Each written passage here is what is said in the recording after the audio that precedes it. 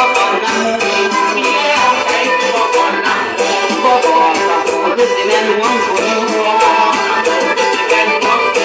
บางคนหัวบางคนเมาแล้วบางไฟใหญ่เพิ่นสิจุดตอนป่า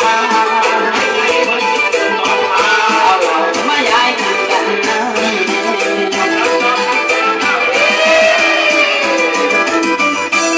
ตาวันแดงแสงลงหลังฟ้าจะเคยพากันขึ้นรถเรือคนใดก็คงบ่เหมือนสิบ่เหมือนปานคนบ้านขึ้นไป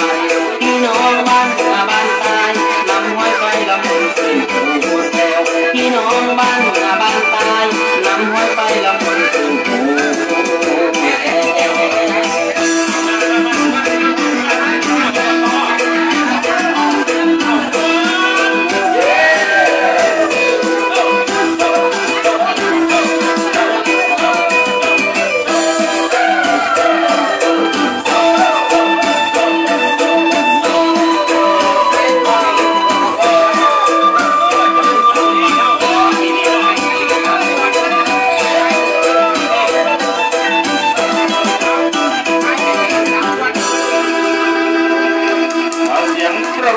เป็นกำลังใจให้กับนักแสดงในชุดนี้นะครับ